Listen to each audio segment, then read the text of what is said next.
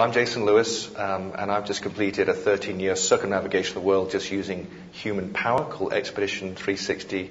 Left England in 1994 and just got back about 6 months ago, back to the Greenwich Meridian line here in London.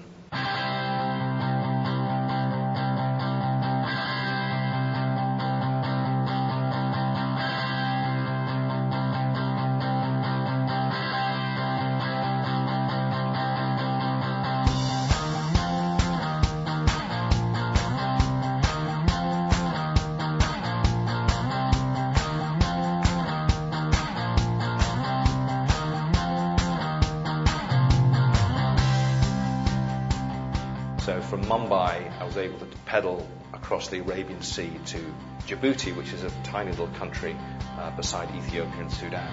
I was cycling up through Ethiopia, Sudan, ran into Ewan McGregor, Charlie Borman on their way down to South Africa on their motorcycles. And this was great because Russ, one of the producers, and I had a chat just before we parted ways. As I was riding off, he drove after me in one of the sport vehicles because I was down to my last sort of, I think, £100 or something by that point. You know, didn't think I was going to be able to finish the trip financially.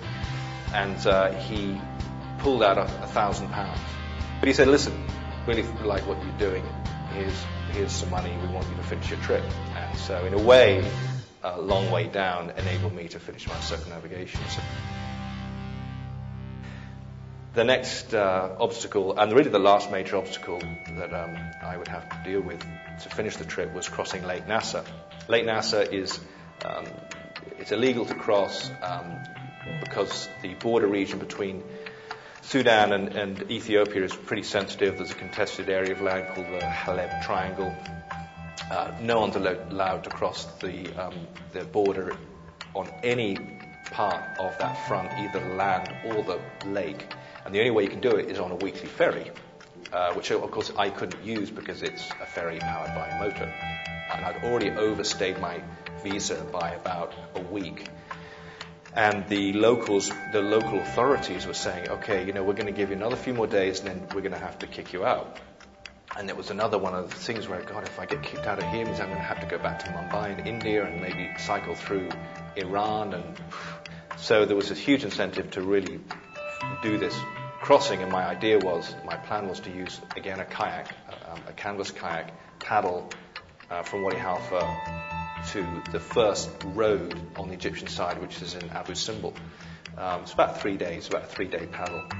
And one afternoon I just thought, fuck it, I'm just going to have to go for this, and then the permission's not going to come.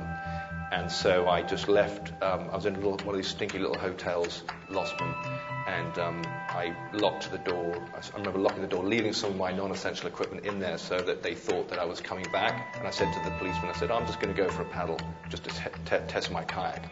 And I've launched it and just bolted for the border. Overnight, over the next 3 nights, I paddled, and then in the day, I hid on the lake shore that you have these bushes.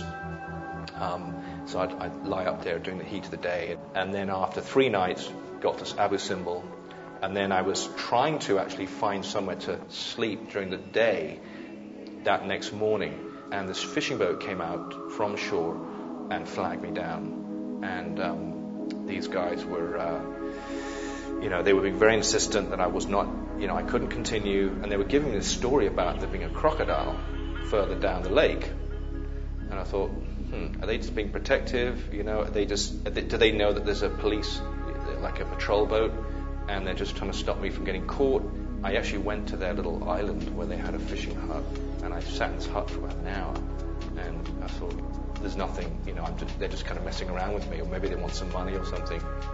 So I went down to the water's edge to paddle away, and that's when they all jumped on me, held me down. By that point, they'd already called the Egyptian intelligence at Abu Simbel, and that boat then arrived pretty shortly afterwards, and I was taken to Abu Simbel and spent the next 36 hours being interrogated. And my story was that I was doing this expedition and I'd sort of got lost, and I'm a tourist, and I'm like on the lake, and and they say, well, why have you, tourists don't have satellite phones, and laptops, and of course I had GPS, and had all this stuff, which to them added up to being more than just, I was a holidaymaker gone astray.